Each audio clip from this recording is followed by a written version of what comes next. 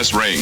For borders have always been barriers, dividing lines, the demarcation that sets one nation apart from the other.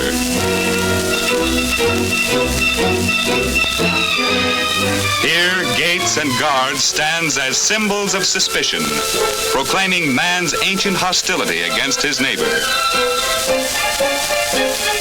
Stop! Who are you? Where are you going? What do you want here? This is the language of borders, the language of distrust and fear.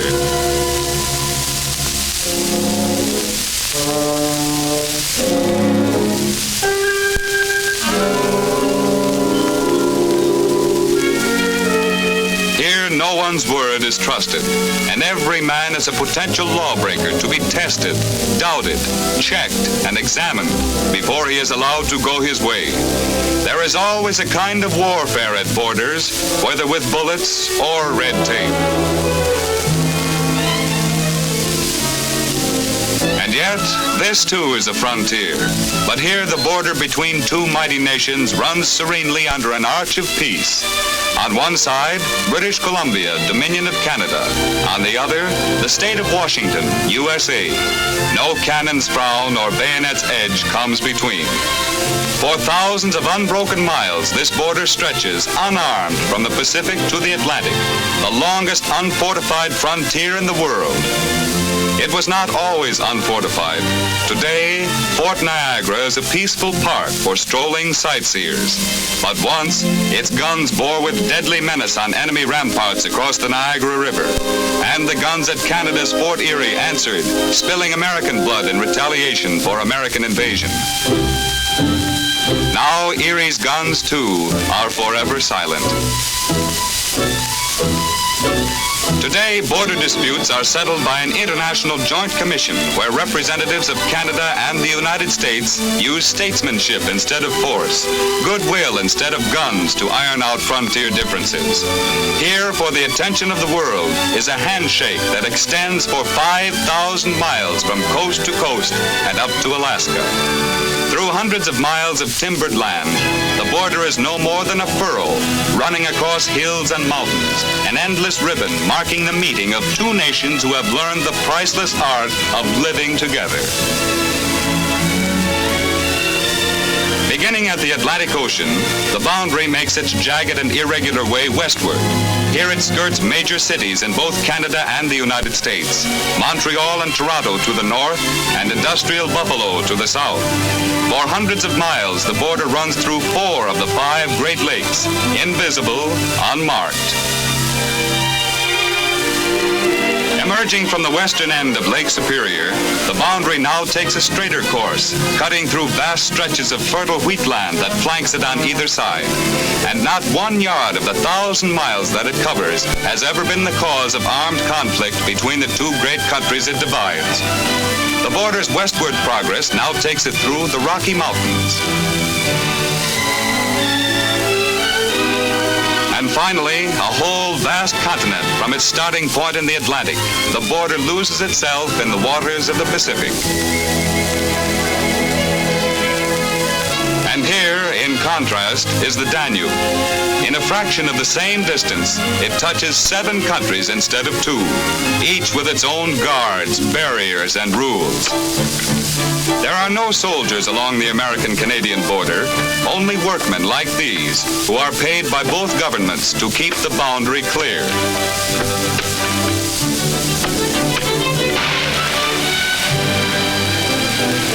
Between the two oceans, most of the border is literally written in water, symbolic of its flimsiness as a barrier, easily spanned by tiny footbridges as well as by stretching spans that reach across miles to link the two countries together.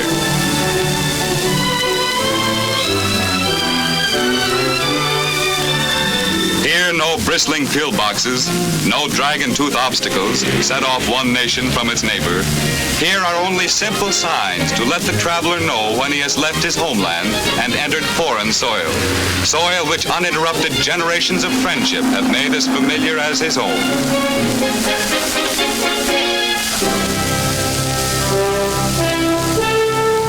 Through more than 200 border points of entry, a continual flood of traffic surges in both directions. A peaceful, mutual invasion, the like of which has never been duplicated between any two countries on earth. No passports are needed. Immigration and customs men check carefully on identification and contraband, but no honest traveler has anything to fear. In a single year, the border is crossed more than 30 million times. But if the border is unfortified, it is nevertheless well policed and supervised. And Canadian officials cooperate closely with their American colleagues.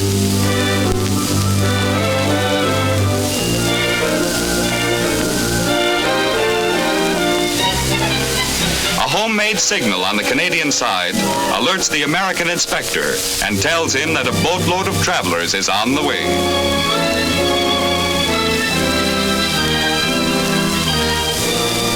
Their border crossing is highly informal, but like all others, it will be properly checked.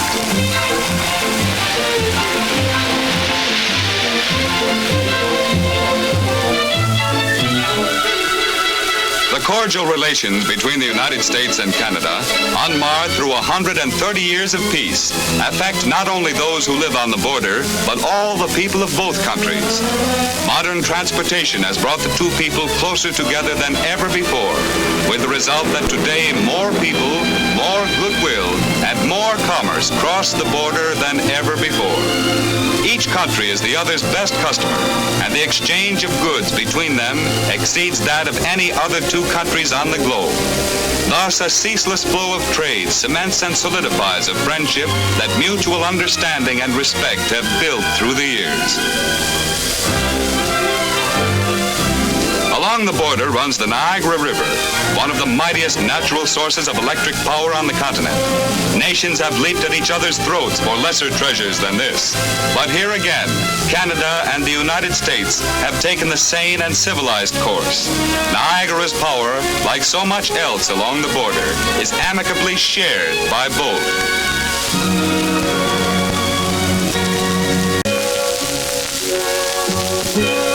Across the border, two civilizations greet the touring American.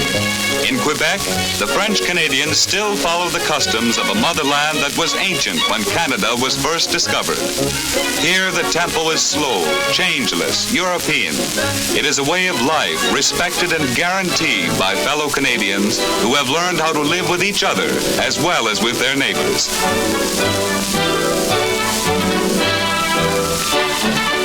Modern Canada reaps its prodigious wealth of grain by modern methods. And when the need arises, these combines from Saskatchewan lumber across the border and help with the harvest in Kansas and Oklahoma. An American city?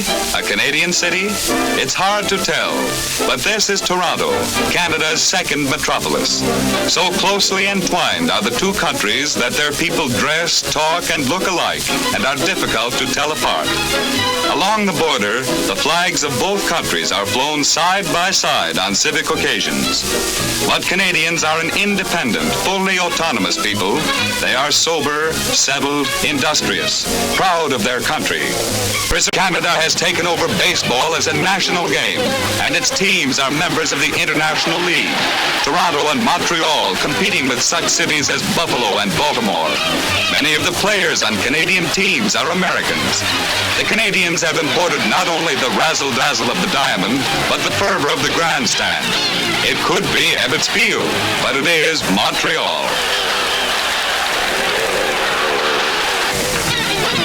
In fair exchange, Canada has given the United States hockey.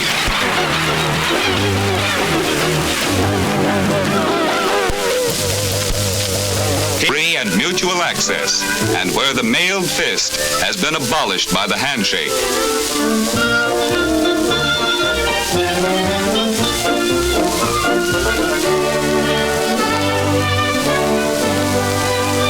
The kids stand in no awe of the international line either. They have their own method of border jumping.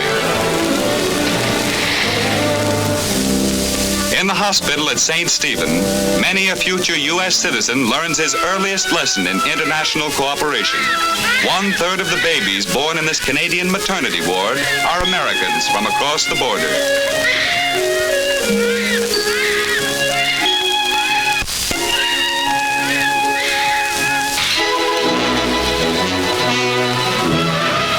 It's all very well to be a good neighbor when things are going well, but the test comes when there's trouble. Well, every fire in St. Stephen brings the Calais volunteers roaring across the International Bridge to help, and of course, vice versa. In its coast-to-coast meanderings, the border plays its own little jokes on national sovereignty and the sanctities of boundaries. It is the boast of this barber that his patrons can get their hair cut in America and their shoes shined in Canada at the same time. At Norton, Vermont, or is it Stanhope, Quebec, the border capriciously splits the local grocery store right down the middle, elevating household shopping to the status of international trade.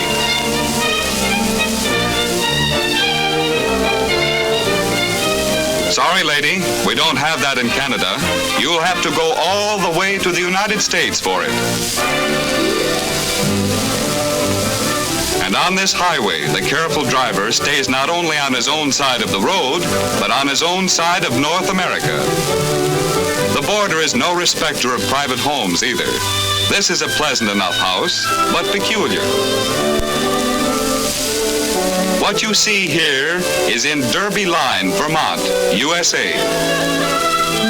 And this part is in Rock Island, province of Quebec, Dominion of Canada.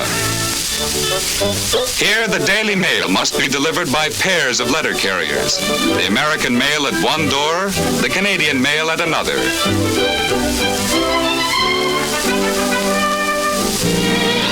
No passport photos these, but a kind much more popular along the border. Honeymoon pictures. On all the 5,000 miles of the boundary line, no single spot is so widely known and so fondly remembered as Niagara Falls. Here, one of the Earth's overwhelming wonders serves also as an awesome symbol of the trust of two great nations for each other. For this Niagara is a marvel mutually shared by Canada and the United States.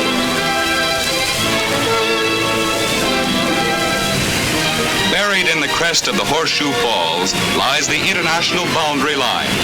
Tons of emerald green water cascading eternally over it. Here the divisions, which sunder man from man and nation from nation, dwindle and disappear in the cataract's mist. A spectacle to conjure with, a thought to stir the blood, a living proof to all the world of faith in brotherhood.